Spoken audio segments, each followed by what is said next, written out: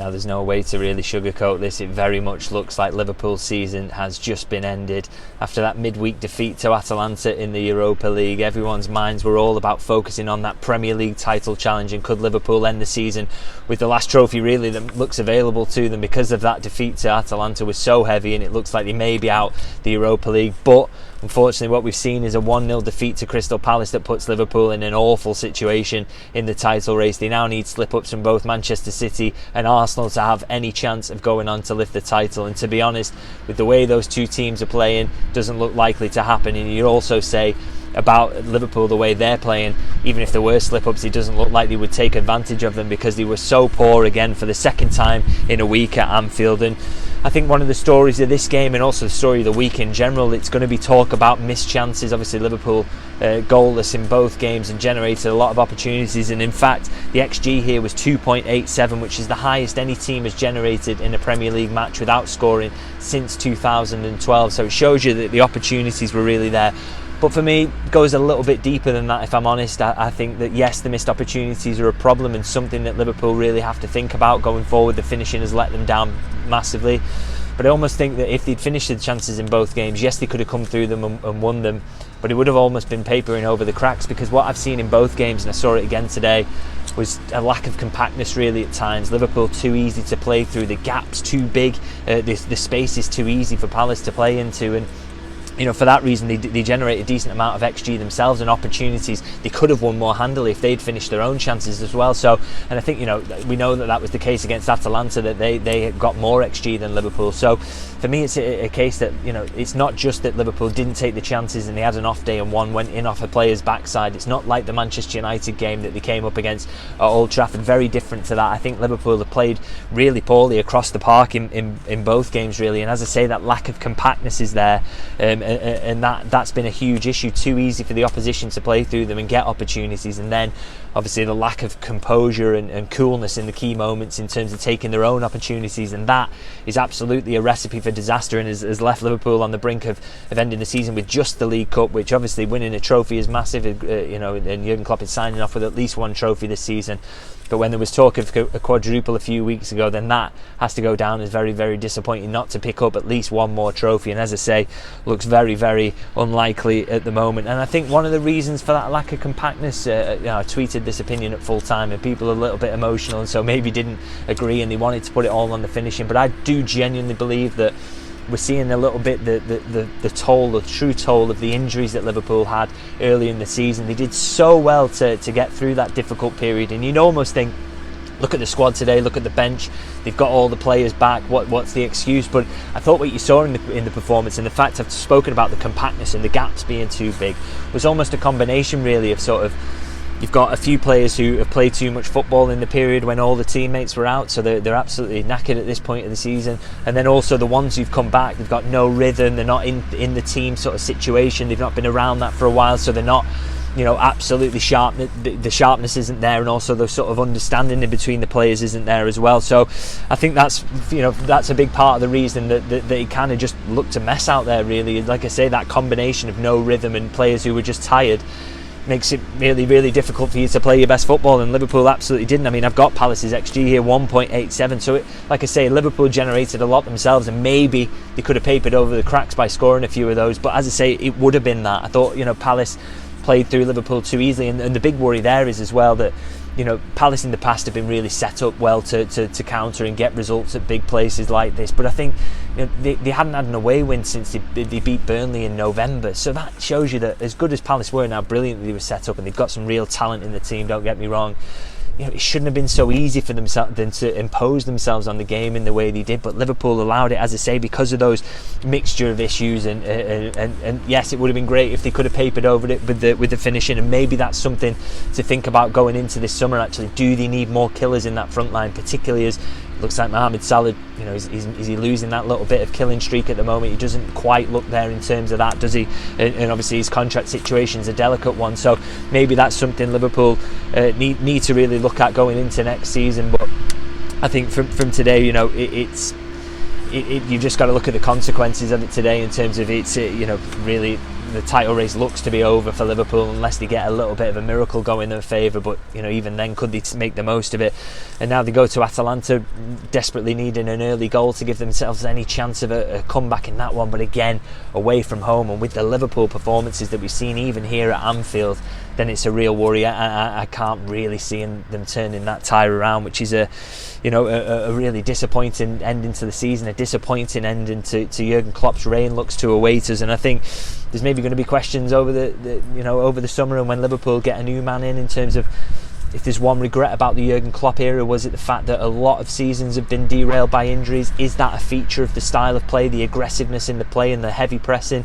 Was it inevitable that you're always going to pick up injuries and then you're going to end up with the problems that Liverpool have had today? Maybe, but that's a debate maybe that can wait till the end of the season. But at the moment, feels very, very disappointing the situation Liverpool are in, when it was so promising even a couple of weeks ago when you knew all these players were coming back and Liverpool had got themselves into such a great position. Now I'm going to go through the players' performances, the individuals as usual. I'll start with Alisson Becker. Great to see him back today, even though it was a disappointing result, and it's great to have a world-class keeper coming back in, arguably the best keeper in the world, but it makes no difference if you give up shots inside your 18-yard box like they did to Eze really early in the game.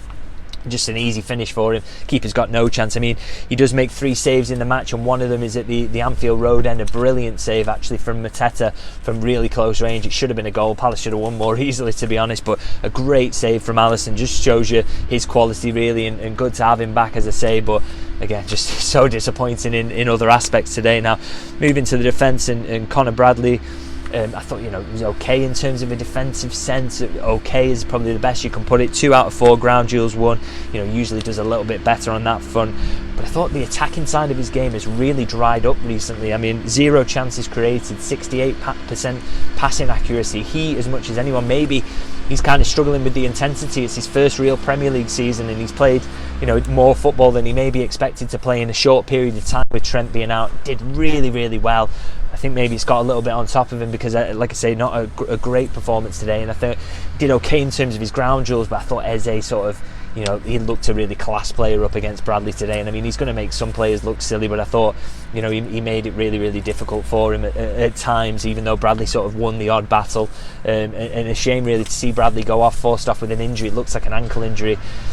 You worry, is that going to be a season over maybe, and the way he limped off, it didn't look a good one, but we'll have to see about more news on that. Now I'm moving to the centre halves now and talk about Ibrahima Konate, and I thought actually he was involved in a really good battle with Mateta, and did okay in that regard. I thought Mateta actually will come away feeling he played well, and I thought he did actually with that physical battle, but you look at the numbers and Konate did okay. He wins 4 out of 5 ground duels, 5 out of 7 aerial duels, so in theory came out on top of that battle with Mateta. But I thought one of the elements of his game that I really, really didn't like today was in possession. Thought really lacked composure, particularly when Liverpool were chasing the game. He's hitting the ball over the top, he's putting too much on it, and it's rolling out of play, letting Palace off. Palace were finding it too easy to isolate him and put him under pressure on the ball. They were allowing the ball to be funneled to him, putting pressure on, and 84% passing accuracy shows you that he was a little bit panicked on the ball, and I think that was where his real weakness was today, because he did okay in terms of winning his battles, but that was the disappointing element, and particularly in that last stages of the game. He more than anyone else was panicked in possession, and you need your centre halves to be cool there and be able to find people in pockets, and he just didn't do that, and I thought that was quite disappointing from him. Now talk about Virgil van Dijk now, and I think again he'll be really disappointed about the Palace goal. I think he's the nearest man to Eze, and he's marking nobody really. He pulls back towards Alisson, thinking that the cutback's going to be cut out, and he just judges the line wrong really, and doesn't see Eze pulling away from him to create loads of space, and he's just got the freedom of Anfield to tap it in. So I think Van Dijk will be disappointed about that, but he was good in other elements of his game, similar to Konate really. 6 out of 6 aerial duels won, 2 out of 3 ground duels won. Again, he has 4 shots, a few headers where he meets the corner where he might wish he'd done better. He seemed to be, I thought Palace defended him really well actually from attacking set pieces, in terms of every time Van Dijk met the ball it seemed like he was heading it up in the air rather than really being able to get over the ball, and that's because that's good defending really. If your positioning's right, you can just nudge them up, and you can make sure you get underneath them to nudge them. Van Dijk's such a threat really, isn't he, aerially, and I thought Palace did a really good job of marshalling that in their own box really. And I've just finished up the defence now with Andy Robertson, and I thought he was one of the rare players who actually played well in the first half. And I think, you know, he showed energy down that left-hand side, a bit of bravery on the ball, which, you know, was lacking in some elements of the performance and some players today. But he does only win 1 out of 6 ground duels, which is quite disappointing, and shows you that, you know, I thought Elise down his side was really dangerous every time he got it. So I don't think Robertson did a great job in terms of defending him particularly. But as I say, you know, in terms of giving attacking impetus, absolutely. And I mean, he creates 4 chances as well. So a bit of a mixed performance. But one of the players who, as I say, he showed bravery on the ball, and he kept going back in for those ground duels as well. So, you know, I think a mixed performance, as I say. But, you know, one who's closer to a pass mark than many of the others, I would say. Now moving to midfield now, and one who I think was not close to a pass mark at all is Iwataru Endo. Unfortunately, I thought a really poor performance from him again today. To be honest, I think since he got that knock against Brighton and he missed the subsequent game, he just hasn't looked himself at all. I don't know what that in. Maybe he's carrying a bit of an injury and playing through it, but he really has looked off the pace recently. And I thought you really could see that. I mean, he wins 3 out of 4 ground duels, which is not too bad really, and probably about as good as anyone did in midfield. But other elements of his performance, so poor on the ball. Palace were pressing the life out of him, and he just couldn't deal with it. We've seen some weakness in possession from him in recent games, and that's, you know, really been a big part of why Liverpool have struggled, I think, and also didn't really help Liverpool get a foothold. I mean, 79% passing accuracy. Every time he got it, it felt like he was giving it away to a Palace player, and then obviously he's hooked at half time because that's how poorly he was playing really. And I think, as I say, not sure what effect that knock has had on him against Brighton, but he's really, or maybe again, he's another one who is catching up to him, all the football he's played. But I thought a really, really poor performance from Endo today, to be honest. He fully deserved to go off at half time. Now, Curtis Jones played probably more minutes than expected because he's only recently back from injury, and again, didn't think a fantastic performance from him. I mean, he used the ball okay in terms of he keeps it. 91% passing accuracy, so a little bit more composure in there than Endo showed at many times. You know, he wasn't getting pressed out of the game, but 5 out of 15 ground duels won, which kind of shows you that, you know, you have to win your duels really to get on top in midfield, and it wasn't really happening for him. You know, he's another one, he's coming back, he lacks that rhythm, as I mentioned earlier in the video. He's someone who's maybe struggling in terms of that, and he's not playing as he was earlier in the season, and that's really affecting him. You know, you can't blame him. He's missed a lot of football, but that's clearly what's happening, and again, that's, you know, a big part of why Liverpool, you know, struggle in this game really. Now, I'll finish up the midfield by talking about Alexis McAllister, and you know, again, a mixed performance from him. 2 chances created is not, you know, you think about his recent standards, and I think his influence in the creative side of the game has really waned over the last week, and that is a huge worry, because I think it's been a big part really of why Liverpool have played so poorly. I mean, you think in the build up to sort of this week, he was Liverpool's main creative threat. He seemed to be getting a goal or an assist every week, or just an absolutely running the show, and that hasn't happened this week. Again, another one you wonder, is the football catching up with him, the amount of games he's had to play? Maybe, because you can see that 9 out of 21 ground duels won. He does win 4 out of 7 tackles, which again is probably about as good as any midfielder does. You know, not particularly strong in that aspect, but again, his influence and possession just wasn't there, and he just really struggled now. Just like I say, I wonder whether the tiredness is finally catching up to him, because he really did look, you know, he just didn't look the same player really in this game as he has in recent weeks, to be honest. Now, moving to the front line, and as I say, it's going to be a disappointing one for them, as it was against Atalanta. So many chances and opportunities they didn't take. I'll start with Luis Diaz. He has a really good opportunity, he makes it himself really on the volley, and Henderson gets a good save in the first half, but I think he kind of ran out of steam a little bit. Again, another one who's played an awful lot of football, so probably not surprising, but you know, 0 chances created and a 79% passing accuracy. I think Klopp was right to take him off when he did. It wasn't kind of working for him. Darwin Núñez, I mean, again, some of his numbers are okay. 3 out of 3 ground duels won, 3 out of 6 aerial duels won. I thought some of his work in build-up was quite decent as well, particularly early in the first half. Did really well to take the ball and pass it on and recycle it, and battled well for it as well. But I just look back at that opportunity he has when he's one-on-one with the keeper. It drops to him in the box. It's a great save from Henderson, but you shouldn't be giving the keeper a chance to even get near that ball. It should be in the back of the net. And you know, again, we talk about a killer that Liverpool lack at moments, and you know, is Núñez ever going to be it? Is that something Liverpool have to get around Núñez? Because everything else he brings in terms of the assists, you know, and he does bring goals as well, he does score goals, but and his work rate and his ability to get the ball up the pitch, you know, he's such a handy player, but he's maybe never going to be that one who wins you a title race in terms of his pure goal output, and I think we maybe saw that today. He's got to put that opportunity in the back of the net, though he wasn't the only one who was guilty of missing them. It's just that he's got a bit of a history of doing it now. Mohamed Salah, he has a history of finding the back of the net, but just really didn't happen for him today. 2 shots he has, which is very low for him really, and he couldn't get in position to shoot really, because I thought Jefferson Lermy did an absolute job on him, and he's a midfielder, moved into the back 3 and did a really good job against Salah, I thought today. I thought Tyreek Mitchell as well, whenever he was up against him, did a really decent job in that. Just didn't happen for Salah. 1 out of 7 ground duels won. He does create 5 chances, but it didn't feel like he was laying the ball on a plate or anything like that.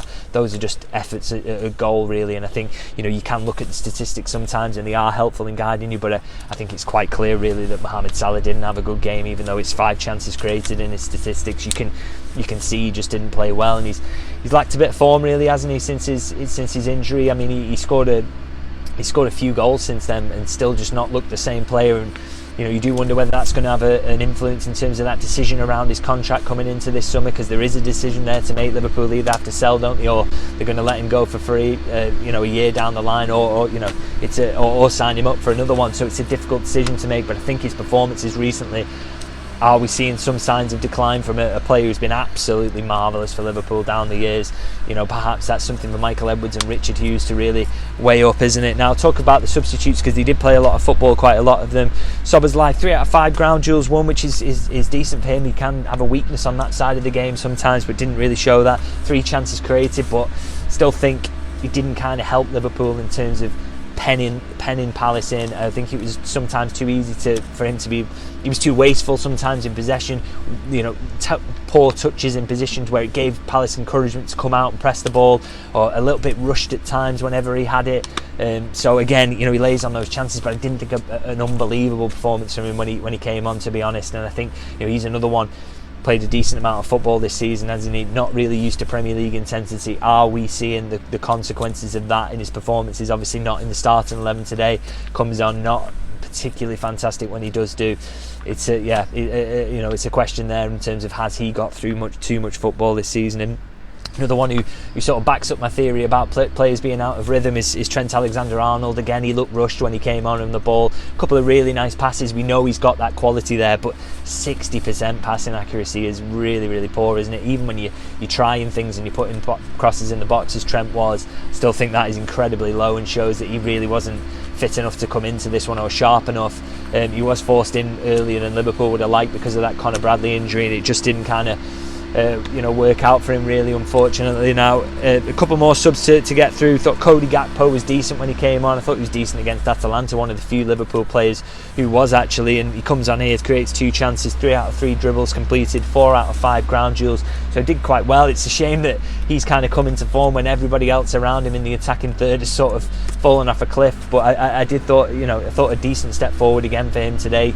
Maybe he's not got a huge role to play in Liverpool winning trophies over the remainder of this season, given how things are shaping up, but encouragement ahead of next season that he can be important under the new manager. And Jota, we've spoken so many times about how important he is and him being a killer, and he misses an unbelievable chance in the second half that if he puts that away, then Liverpool could possibly go on and win the game, and it really would have shook Palace up. But he allows the man to get back in. I think it's Mitchell gets the block in, and it's such a simple finish. It's actually Szoboszlai who deserves praise actually for setting that up. Really good presence of mind in the box to set it up, but Jota doesn't put it away. And we said, as I say, he's supposed to be that killer in the box, but it absolutely didn't happen for him there. And Harvey Elliott was another one of the subs who came on, but he only played for 8 minutes, so not a lot really to see from that. I mean, maybe he would have been a better sub earlier in the game, given we know how well he moves the ball around in those situations and puts pressure on teams in terms of his ability to pick up pockets of space. But unfortunately, didn't get given enough time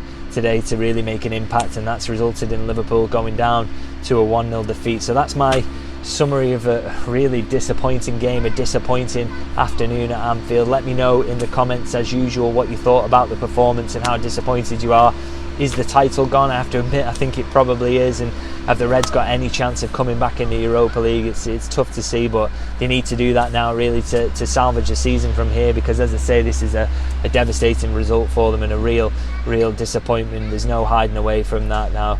As I say, if you leave your comments, I'll have a read through them, and maybe some of you can to try and cheer me up. And as ever, it's always helpful if you like and subscribe in terms of growing the channel. I know it's difficult in moments like this where things aren't going quite well, but it's always helpful to me in terms of growing the channel, particularly as we're, the upside is we're heading towards a transfer period, aren't we? So maybe we've got that to look forward to. But I'm going to leave it there. I'm actually off next week, so not as much content around the midweek game, unfortunately, but I should be back around the Fulham game to talk about the build up to that, and hopefully we're talking about Liverpool's season still being on track, and hopefully they can get a big result against Atalanta and then into Fulham to maybe salvage this season. We will have to see.